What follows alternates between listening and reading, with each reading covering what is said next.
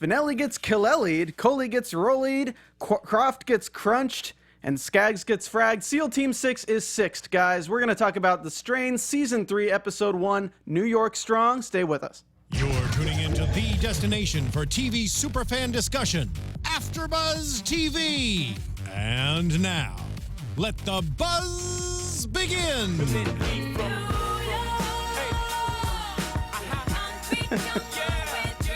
Guys, we are New York Strong here at AFTERBUZZ TV Studios as we talk about The Strain Season 3, Episode 1, entitled New York Strong. More like New York Weak. New York Slow. Because nobody seems to be really doing a good job in fighting the Strigoi, even in this season. I'm your host, Steve Lemieux. You can find me on Twitter at Steve Lemieux, STPHENLAMIUX. Jackie Borowski, Zach Wilson, and Matt Lieberman will not be joining us this season. Jackie may jump in from time to time, and then Kenny Harrison, who also does shows here at AfterBuzz, might be jumping in too because he watches the show. But that doesn't mean we can't have a great time with our new host of the panel. Everybody give a warm round of applause for our new host, Stacey Newsome Santiago. Woo! All right. You can follow her on Twitter at That's Stacey Newsome with no E at the end. STACEYNEWSOM. Also, I tweeted her Twitter out earlier, so if you guys look at my feed, you'll see her Twitter name. So we're going to talk about The Strain. For those of you who are still watching it. I like the direction this season is going. I still think there's like a few things that just drive me up a freaking wall, but we'll get to those as we go. I'm going to break this episode down. We're going to talk about Ephraim Goodweather, the head of the CDC, which that's an inside joke if anyone's joining us for the first time, is that I always call him the head of the CDC when he's definitely not. He's just an epidemiologist for the CDC. Then we're going to go into Vasil Fett. We're going to talk about some Quinlan, the most interesting character on the show, I like to call him. And we'll talk about Augustus for a second, and then we'll end with how I worded it on my notes, fucking dickhead Zach. Appropriate? Sure, yes. All right, cool. So, oh my God.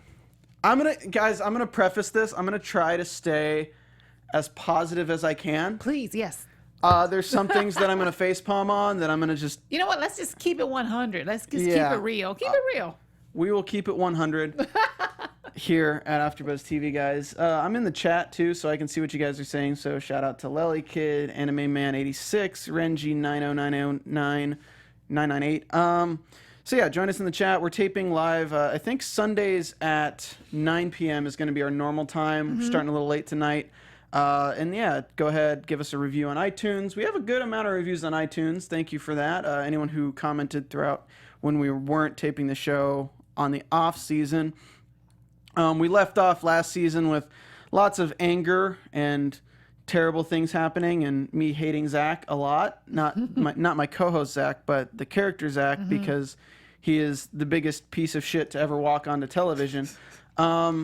And I hope you guys feel that way, too. I hope I'm not alone in criticizing a child. Okay, here's the thing. How many days have passed since the last season ended? Like, what, a couple days, 3 days? He has clearly aged a year since then. Boy, the Strain has really, like, aged him. Dick moves are like steroids for aging. That's just right. Him pulling a real dick move was kind of his growing up moment, I guess. Yes. Okay. So, let's go ahead and jump into Ephraim Goodweather and see how he's doing now that his wife is a Strigoi and his son left him. Well, it seems he really Also, likes his son the killed his vodka. girlfriend by leaving him. So, let me just make sure we preface that. Yes. He seems to really like the bottle these days a lot, it seems. Yeah, I mean, the alcoholism kind of came back last season, and it's very strong. They really set it up with the sounds, dogs barking in the background. He's got a bottle of alcohol. He's got the gun. He's sleeping. As soon as you see Zach at the back door as a Strigoi, I'm like, oh, this is a dream. And then it was a dream. Yeah. And I was like, okay, cool. So this show still does the stuff that it did last season. Right. Cops bust in. There's a mandatory evac of St. Michael's. So they're wondering, what the hell are you doing here? He's like, bro, it's my house, dude. Right? Yeah. Chill. Want a drink? Chillax. Just like New York, the cops bust in for no reason. Chillax. No, I'm just kidding. He uses the badge, so they just leave him alone, which I was like, would they just leave him alone, or would they like force him out? I mean, it's a forced evacuation. Well, clearly he's like the head guy in charge now, I guess, in their minds. Like, I mean, who's really in charge these days in New York? It feels like just the mayor. The mayor is really the only person who's making moves. Right, but clearly he's the guy who knows how to make the bioweapon, or trying to figure out how to make the bioweapon. So they've made the bioweapon, and that's where we're at right now, is that he has released the bioweapon and the mayor is using it in certain areas, and we'll come up on that. I was really hoping he'd take that dog as a sidekick, like open the taxi and like bring the dog in, because I was like, man, Ephraim and the dog, like let's get some I Am Legend stuff going on. Right, I saw the dog as like just symbolism of how like everybody's basically just every man for himself, eating out of the trash. They're on a barter system now in New York. You know, it is like, very like The Last of Us, like apocalyptic mode. And they get a good shot at doing that. There's lots of people looting. So he grabs a taxi, runs out to the hideout, and he's like, man, it's time to make the donuts. Right. He had to throw that. I wish this episode was called Time to Make the Donuts. That was pretty good. Would have been great. You know what? It made me just want a Dunkin' Donut, basically, when he said that. I know. Time to make a donut. Sponsored by Dunkin' Donuts. No, not really, not really. This is where we get a little bit of a character development with Ephraim and the mayor. The mayor is really wanting him to stay safe, to be smart, because he's the only one who knows how to fight these things, and he's helping her out a lot. And she mentions them called munchers, and Ephraim knows that, of course, Vasil Fett's the one who calls them munchers. So I think he's kind of got an inkling that she's working with him. And she says something interesting. She says the bioweapon is working at 75% proficiency right now, which is interesting because his reaction is, well, you said it was 100 before, which means that, so they're doing something to lower the death rate of this bioweapon. It sounded a little political to me. It sounded like there was some like politics going on there when she's like kind of massaging the numbers, and it's like, okay, what does she really want from him? You know, like, I don't know. It sounded, something didn't seem right in that conversation to me. Yeah, well, what the thing is, what's going on right there is she doesn't realize the magnitude of what she's saying. Because when I tell you, like, if I give you a pill that says this will kill cancer with 100% proficiency, and then you come to me 3 days later say, yeah, you know, this is great, we need to make more of it, it's killing him with 75%, I'm thinking, why did it go down in proficiency? I'm thinking they're developing an immunity, they're quarantining their own kind, they're doing something to fight back against this bioweapon, and that's where his mind goes. Right. And I'm kind of like, is the mayor really that stupid that she's not realizing this, that that's a big problem if within 3 days or less they're already finding ways to fight back against that? Right. Which I'd love to get a Stragoy's perspective on this, where the master is quarantining his own Strigoi the same way that humans are quarantining their infected. That'd be a cool kind of comparison. Well, I think what we're seeing is that the Strigoi are getting stronger and faster, like every passing day. Yeah. Not in the sunlight, but Exactly. Every passing night, they're getting stronger and faster. So going down, we see him go into a rooftop. He steals some drugs, and then he's at this point I'm guessing he's trying to figure out how they're surviving, but it turns out he's literally just getting drugs because that's the barter system now. Right. It's time. I need food and a vodka and a taser. Yeah. Why not have a taser? I'm wondering if we'll see that coming up next episode, because as far as I know, the taser didn't really do anything this episode. And then he decides to exit the quarantine. And I'm like, okay, so is this the I Am Legend moment where he's going to pick up a Strigoi and like test on it to see why it's 75% now? But no, it's just to get more gas from a parking garage. Right. Which is just kind of like, okay, so...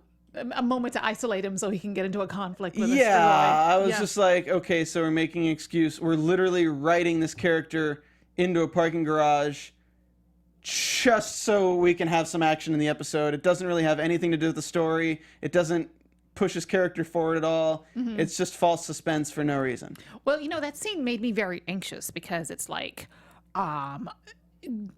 you said when we were watching it, it just takes one worm allegedly to infect them. It made me so mad. I was so angry. I'm But like, there are worms everywhere. It's on his knife. It's on the seat next to him in the car. Like, just yeah, he's dumb because he's like, I'm gonna shoot it in the foot. Gets on the ground, shoots it in the foot, but isn't like in a position where he can get back up. Yeah. So then he's just on the ground shooting this thing, kills it, and then there's a bunch more, and he starts beating it in the face with a freaking pistol when he doesn't even have a glove on. And like they make it with Sean Astin's character in the first season, they make it very obvious that all it takes is a stray worm to infect you and kill you. Right. And I understand that they're going for, okay, he's got a devil may cry attitude because he's lost his girlfriend, he's lost his ex-wife or wife, I forgot where that's at, and he's lost his son. So yeah, Right. he's got a devil may cry attitude. But come on, he pistol whips it in the face with his fist like 4 times. Then he stabs a knife into it, and you see that there's stuff all over the knife. Right. Even when he throws the handle, there's stuff all over the handle. I'm like, how does he not have a worm on him? Yeah, and then you see he puts it down in the passenger side in the car, and the worms are on the seat next to him. He's like, I don't care. There's just worms. They can be worms there. Yeah, and then I got really itchy because like I don't like worms. Worms are nasty. Like these thought Well, of then worms. this is not the show for you, right? Anime Man in the chat says main character plot armor. He is safe for life. Yeah, but like, come on. Like, I want good suspense, Right. Not just Contrived. It's just like last season where Vasil and them, they crawl through this damn hole in the sewers and there's worms all around it, but they're just so okay with just crawling through it with their elbows out. And they don't get it. Like, what? Okay, I'm going to let that go because I feel like people are going to hate me if I keep holding on to that. The damn worms.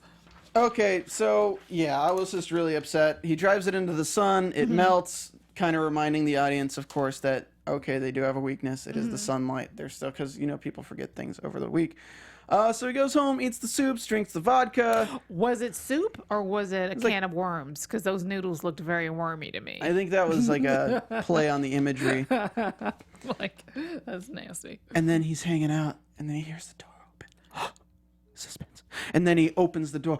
Suspense. And then there's a kid outside the door. Suspense. And then there's one inside the room. Suspense. And then you're like, oh my God, he's surrounded by them. Suspense. And then Kelly walks in. You're like, oh crap. I get the feeling you feel very manipulated in this show tonight. I like where the story's going. I just wish they'd stop thinking that the audience is idiots. Right. So the kids are there. It is actually a really cool scene because he's surrounded by 4 of these children. Are they children? Yeah, they're children. They're the blind kids that she changed into special Strigoi last season Okay. because they kidnapped the school bus of blind kids. Oh, that's right. Yeah, That's right. and then there was just a bunch of them. Quinlan killed a bunch of them, but there's still a good amount left. And they look really creepy. They look like garbage pail kids that walk around. Oh, I thought you were going to say something. No. So yeah, and Kelly walks up to him and she's like, Zach is alive.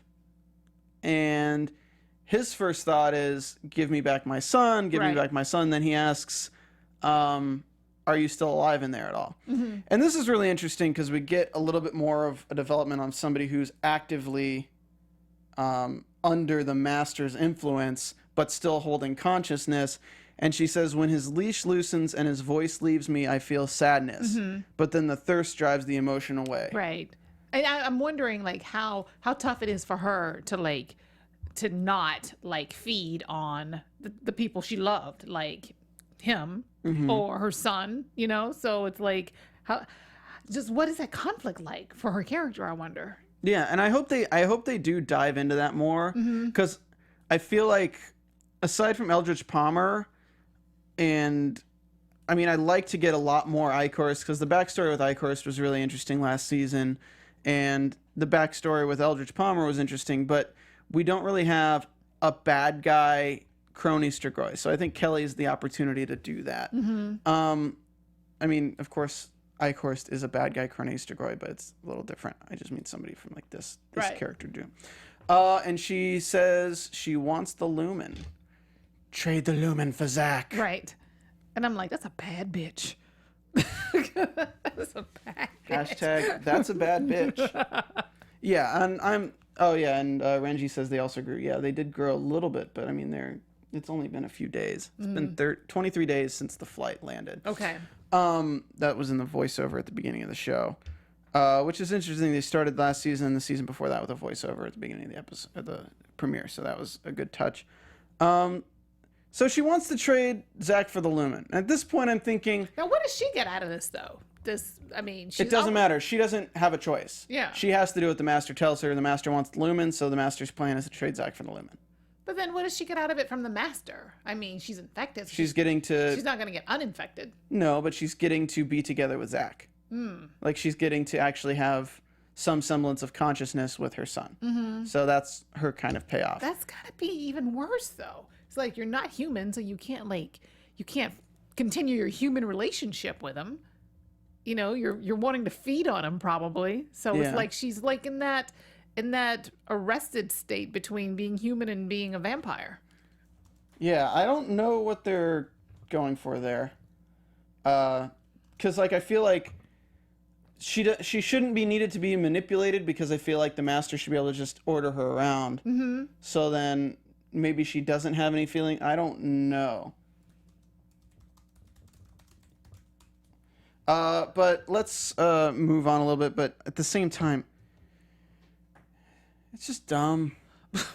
Like, it's just dumb. Like, just, if you can kill Ephraim, if you can get them all towards Ephraim that easily, just kill Ephraim and then go after the book. But then we wouldn't have a show. I know, but like, if you can get him that easily, like, just kill him and then go after the book, or turn Ephraim into one of her, give him makeup and then have him go kill Satrakian or something. Then you could also, like, you look at this and you're like, God damn it, Zach, what the hell, you dumbass. Now you're being a bargaining chip. Like, just go and die already. Like, you just hate this kid at this point. You're like, you hated him when he let Nora die. You hated him when he was doing stupid shit in the basement of the freaking store 2 seasons ago when he dropped his cell phone. And now you hate him because he's just a bargaining chip to screw over humanity. He's just a kid. He didn't know. If the population of New York knew that Zach was the reason that they could all be sentenced to being Strigoi because they're trading him for the sanctuary of all humanity, like, basically the Lumen is the key to beating the Master. And they're like, let's trade our secret weapon that can actually solve this thing for a stupid little son who's already told us to screw off and killed Nora. And you know, the scene between Kelly and Zach was a little creepy and very Norman Bates-ish to me, when he's brushing his mom's hair and helping her with her makeup. And I'm like, little echoes of where is this relationship going to go with her being a vampire now? Oh my God, I have notes on that. God. I mean, I think, is that the end of the episode? Yeah, we're going to talk about that at the end of the episode, under my fucking dickhead Zach segment. So let's What do you really feel about Zach? Oh my God. This isn't a complaint to the actor at all. It's just, I don't like that I don't care about the character. Right. Like, I don't like that they've made me hate the character so much that, like, I'm like, literally, oh, trade the book for Zach? Ha! Get out of here, we're gonna keep the book. Just go ahead and kill him. Like, that's how I feel. I'm like, oh, you want the book? You want the book? How about you kill him? Kill him. I'll give you a page of the book for his left hand. How about that? I think we're good. Wow, this kid has really stirred up some emotion in you. Dude, I hate him so much. Okay, so 1 second. Let's see where we're going.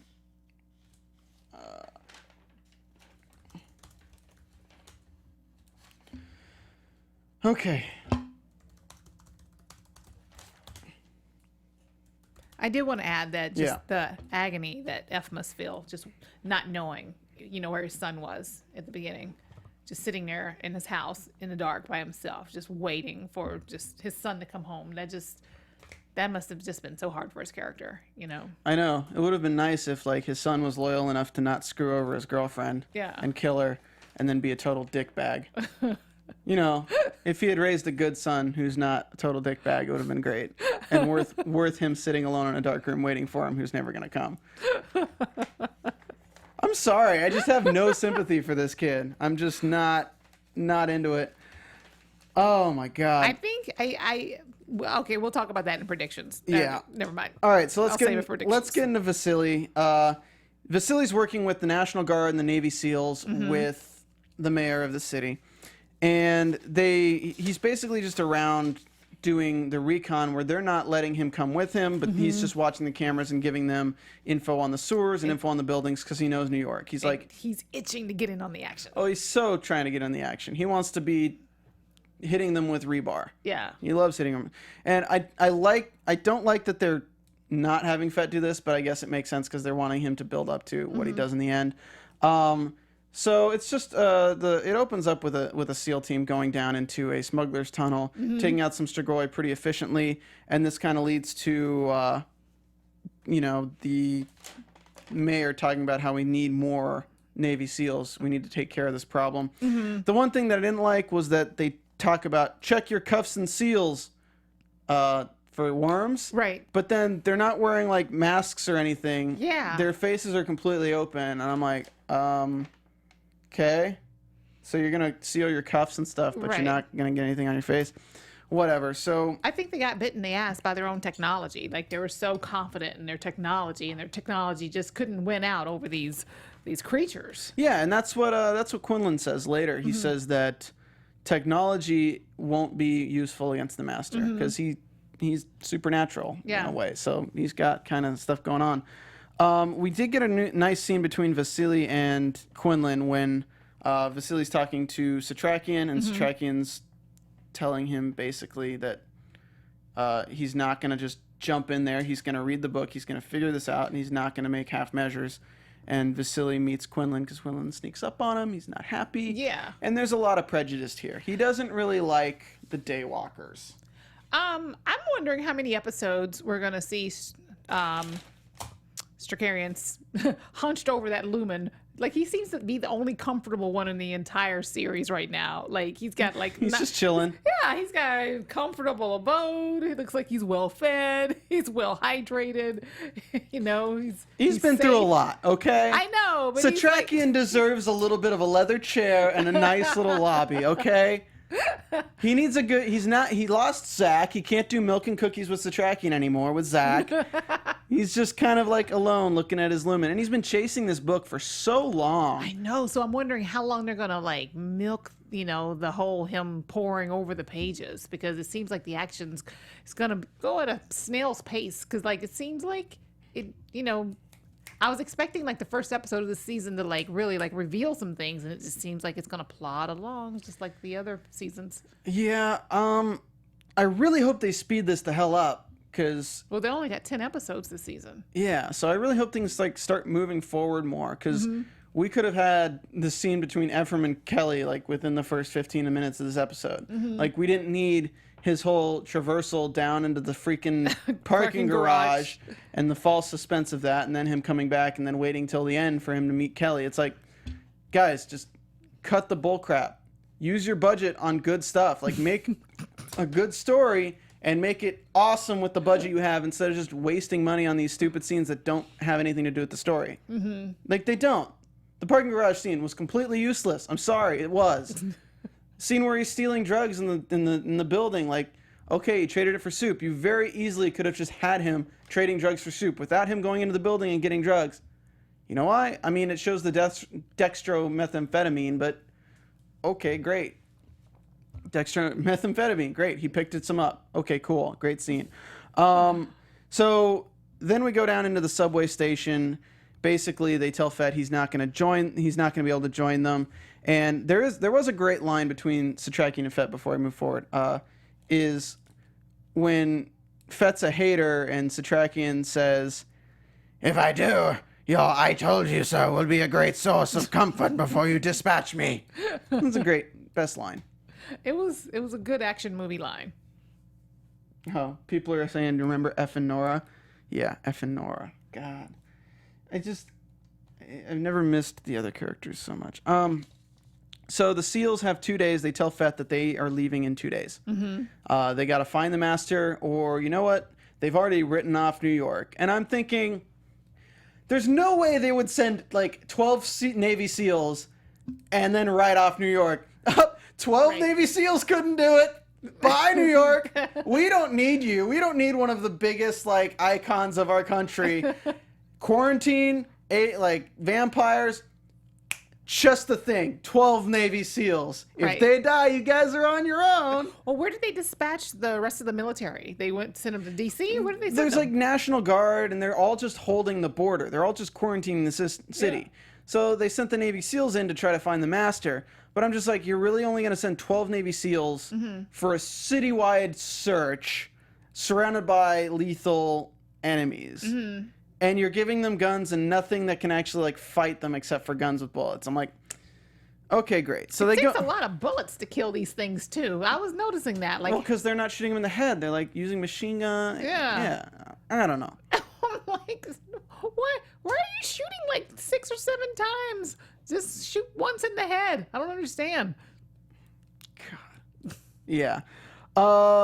So they go down there and they're baited by Ikehurst. You see Ikehurst being super weird, looking like the MC from Cabaret or something. Yes. Just smiling at him. And I'm like, and Fett's like, oh, don't let him get away. Chase him. I'm like, that was like the third face palm of the episode. I'm like, are you serious? Like, Right.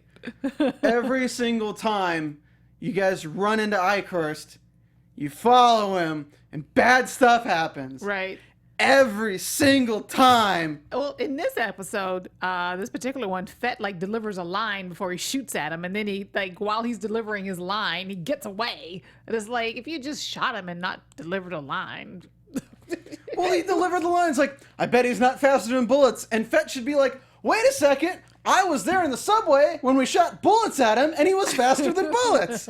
So yes, he is faster than bullets. Right. He's also very nonchalantly leading you a different direction. Why are you gonna follow him? like, are you serious?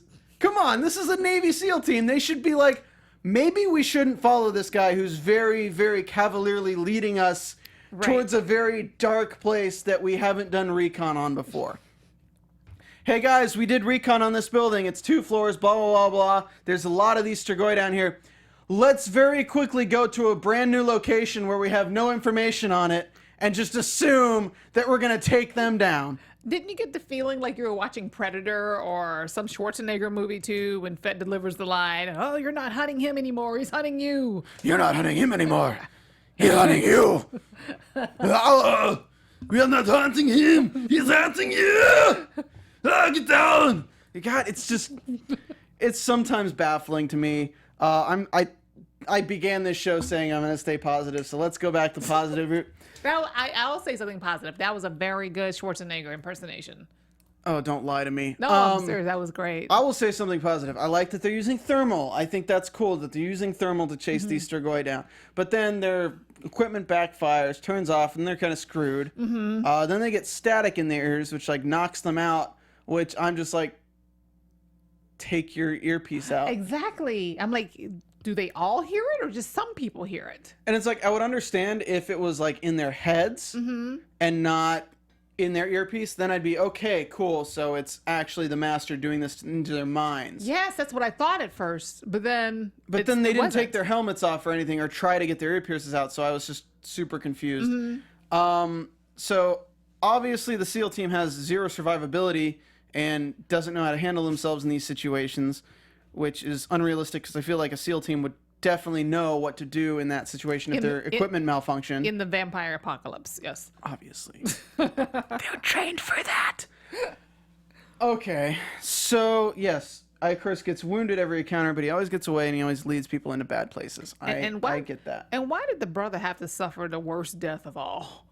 Just got sliced in half. Right? What was that? So messed up. As I said at the beginning, Vanelli gets Kaleli'd, Coley gets Rollied, Skaggs gets fragged, and Croft gets crunched. Yes.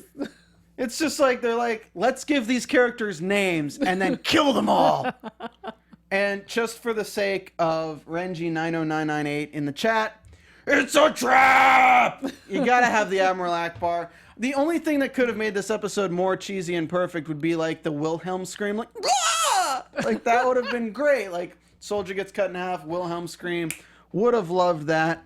So Fett goes down there, saves 2 of them, uses the blacklight flashlight on their face to make sure they're not infected, takes them out, and then sees Ikehurst, and Ikehurst is like, toodles, and leaves. Yeah. And you're like, Literally. I did like it when Bolivar popped up next to the guy.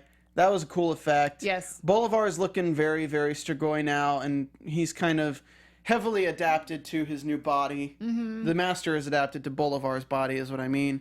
Very large difference between what he looks like as Bolivar Master than what he looked like as gigantic. And that made me very anxious. I'm like, yeah. This whole show made me anxious, actually. And that's kind of the end of Vasili's storyline for this episode. Give Me Shelter asks in the chat, do you guys think this was a strong premiere? Lol Kid says no. Anime Man says nah. So that's kind of what people are thinking. Give Me Shelter says hot, the plight of the brother. R.I.P. Navy SEALs. Yeah, strong performances though. I do want to point out Kevin Durand. I do like Kevin's always on point. Yes. Ephraim's pretty much always on point. Mm-hmm. Ruta Gedmentez is always great, but we didn't see her. I like Eichhorst's actor for Richard Sammel. Mm-hmm. He's always phenomenal. I'd watch him in anything. He's great. Even Eldritch Palmer's good. Not a big fan of the mayor's line delivery in this episode. Samantha Mathis, right? Yeah, I think so. It was kind of seemed forced. It's like, and take a damn shower. It felt kind of like sitcom-y. Yeah. It felt like Uncle Owen from Star Wars just being like, God, Luke, take a damn shower. You smell like bantha fodder. I felt like her character was a little too, I don't want to say hysterical, because that sounds like I'm being sexist. I felt like she was a little too, I don't know, almost whiny. Yeah. A little whiny. She was so strong, though. That's the weird thing. Yeah. I think it was just her character was different. When we are introduced to this character, she is a no-nonsense, she's Amanda Waller. Yes. This woman is Amanda Waller of this strain. Yes. If you guys have watched Suicide Squad or read Suicide Squad or seen Batman, the animated series and stuff, you know who Amanda Waller is. She's a no-nonsense woman who gets shit done through violence or other means. And this episode, it just seemed like she was complaining to Ephraim that she didn't have Navy SEALs. I'm like, where's the change in your character? Yeah. It's like, tell him what to do. Don't come in pleading oh, I can't do it. Oh, no. That's what her character felt like tonight. All right, and we got to get through this storyline. Gus. Yes. So everyone knows Gus is an awesome character. Mm-hmm. I think he's cool. He's always playing the neutrality line, working with different sides and stuff, doing cool stuff. Working with Joaquin, what is his name? Crap. Sorry, guys. Give me this because I feel like it's not. Joaquin Cosio, who actually was in studio, did an interview for us a few weeks ago. I think we're going to try to get him on for this season if he can join us. Was bumped up to series regular. Great. So that's awesome. But yeah, so Gus was working with him. We didn't see him at all this episode, though. Mm-hmm. And this was another time that I just face-palmed because I'm just so annoyed by the fact that he's feeding his mom his blood. Because I'm just like, you're smarter than this. This is dumb. Why are we continuing with the storyline? It's just super stupid that he's feeding her his blood. If he was keeping her in a closet or something, I'd be like, okay. And he's just keeping her with the straitjacket, sure. But giving her his blood and walking in all woozy and stuff. Well, how else is she gonna eat then? Yeah, but he doesn't need to walk in all woozy and shit, just almost falling over, about to get killed by my own mom. He knows how dangerous these things are. His best friend turned into a Strigoi the first episode that we're introduced to him. And he has to kill his best friend with a baseball bat. So he's dealt with the terrible stuff. He's had to kill loved ones that are Strigoi. Right. But he's feeding his mom, putting himself at risk. And this is what they show us with his character, with one of the strongest characters in the show. They bring us back to the premiere. We've been waiting to see what's going on with him. And he's just in his apartment, drawing blood, giving it to his mom in a dog dish, being like, ooh, hey. I thought he was shooting up at first. I'm like, oh man, he's on heroin now. It was just...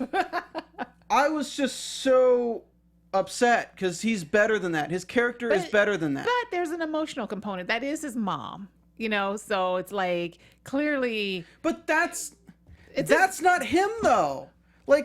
But it's his mom. Fucking kidnap somebody and throw somebody in the room with his mom. That's him. That's Gus.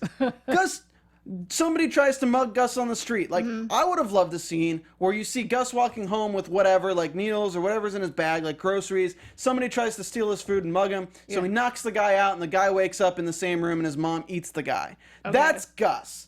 Okay. Gus, I don't see Gus giving his own blood to his mom and nearly killing himself doing it. Maybe that's his way of trying to form or reform some kind of like recognition between him and her. Like clearly she doesn't know who he is, but maybe he thinks she does, and it seemed like maybe she kind of recognized him. Yeah, but I feel like he's been through so much already that he would understand that she's not coming back. That's my thing. It's like, yes, the master has control of the consciousnesses, but killing the master does not necessarily mean that every Strigoi turns back to normal. They've already had their insides completely changed. They no longer have genitals. They're just fleshy beasts with a big worm inside of them. I don't really see them turning back into a human anytime easier. I think there's definitely an emotional component as to why he's feeding his mom his own blood. Yeah, I feel like there's so many good characters in this show that we didn't need a stupid scene with Gus doing stupid stuff that just makes me hate his character. Moving on. Is there a character you actually like tonight? I liked Fett's character tonight. Yeah. I didn't like that Fett was like, oh yeah, chase him when he saw Ikehurst, but I still like Fett's character. He's true to his character. Yeah. I didn't like that the mayor wasn't true to her character. I think I want more Bolivar. I want more the master actually doing stuff and like seeing what he's doing. Right. I think we're missing that a bit. But on to our last thing. Fucking dickhead Zach. Because we haven't talked about him at all enough tonight. All right, so this is my notes. Okay. His mom goes into the bunker he's staying. Kelly, she's doing makeup. Will you help me? He starts combing her hair. This is some Norman Bates shit. Yes. The master will let us be together because I'm going to do something for him. Right, and then we saw what she did for him. Yeah, But then, like, I want to know, like you said, okay, what does she get out of it? But she's like a vampire now, so like she can't have the same relationship with him she used to. Yeah, and it's just, I feel like Zach should be smarter than this. He's seen them killed in front of him. He's had to experience his mom seeing his mom crawling on all fours, and suddenly she's fine. But sure, but now she's like, she's like this. He's playing the game though. He's got to play the game. I'm just hoping that he's going to be the one to like put her out of her misery later. Like I'm hoping that they're building up to that. But I really just hate this character. Right. Like I hate this character so much. Like I want this character to die. Right. And I don't wish death on children often. Not too much. Only a couple. Not too much. Only a couple of times a year. Hashtag Zach is whack. Hashtag Zach dumb for life. These are from the chat. I'm not even making this up. So that's our episode. That's our premiere. False suspense in a freaking parking garage. Dumb character development with Gus. Right. And just a bunch of stuff that pisses me off. We didn't talk about Quinlan meeting the Ancients, but Quinlan meets the Ancients and talks to them, and they're like, we want the lumen. Give us what's in the lumen. And Quinlan's like, no, I'm not going to give you what's in the lumen. That's all that really happens there. I know. I agree. This episode did not start out with a bang. No sense of urgency in the storyline at all tonight. But at least there wasn't much filler except for those couple of scenes that you mentioned. And I felt like that was a little bit of character development tonight. Maybe more than most nights, but to be perfectly honest, Vasily starts the episode in one place, and all we learn about his character is that he doesn't like Quinlan. Okay. That's it. First episode, that's it. Literally, his character stays in the same place aside from that. SEAL team, characters that are introduced this episode, already killed off this episode. Mayor, she goes from being a strong character to being really whiny and depending on Ephraim and doesn't have enough resources. She's kind of staying in the same place this episode. Ephraim, he meets Kelly, and Kelly says she wants the lumen. So basically, within an hour episode, the only thing that happens with Ephraim is Kelly says, hey, I want to trade the lumen for Zach. That's it. His whole character stays the same, except for knowing that there's a deal to be made now. Well, he does get drunk, though, in this episode. Yeah, but that's been going on for the last thing. Satrakian. The end of last season was Satrakian looking at the lumen. This episode starts. He's looking at the lumen, doesn't really find out anything new. Episode ends, he hasn't found out anything new. Great. He's characters in the same spot. Gus. He's just retarded now. Move on. What other characters were there? Zach. He's still just helping his mom being dumb, locked in a room now. But he has to. He has to play the game. I think he's smarter than what we're giving him credit for. I don't think he is. Because I don't think a child can make the decision to be like, I'm going to betray my mom later, so I'm going to let Nora die now. That's what I'm going on, is this is a kid who literally let a human woman who's been taking care of him for the past whole season just die because his crazy Strigoi mom is there. But that's his mom, though. Again, I think we're looking at some like really strong like mother-son ties in this episode that, you know, we can't underestimate. It's his mom. Okay, were there any other characters that I haven't mentioned how their story and their arc hasn't really changed at all? Completely debunking my statement that there was a little bit of character development tonight. I mean, there was character development. It was just not... It wasn't as much as you would want for an hour if you're only getting 10 hours for a season. Yeah. Like, I hate to sound complainy, guys, and I really... Like, literally... Zach couldn't do the after show anymore. Matt Lieberman's too busy at SourceFed. Jackie couldn't do the after show anymore. And I didn't want to do it because I felt like I'd be too negative. So we tried to find new hosts, and we found the wonderful Stacey Newsome here. But at the same time, due to scheduling, we couldn't get any other hosts. And I didn't want to just not do the show. So I felt like I owed it to the fans to at least do something. So at times it may be negative, but like I feel like those are your opinions, though. Those are your opinions. They and that's are. Okay. That's, you know, that's what the fans want. Your opinion. And like if the writers and the actors, if they're watching this, like I don't have anything against the actors at all. I think the writers are good. I think it's just some ideas don't get fleshed out as well as they should. And I don't even think it might not even be them. It might be the networks. I know that I also cover Sleepy Hollow, which has gone so far off the trail that it's supposed to have been, but I learned that it wasn't because of the writers, it was because of the networks. Right. So, I mean, I'm not going to blame anything on the production crew. Like, they're working, they're doing great work. I hope the show gets another 10 seasons if they stay employed. I think that's great. But I just feel like if I'm going to spend an hour of my time on a television show, there should be a start and end point.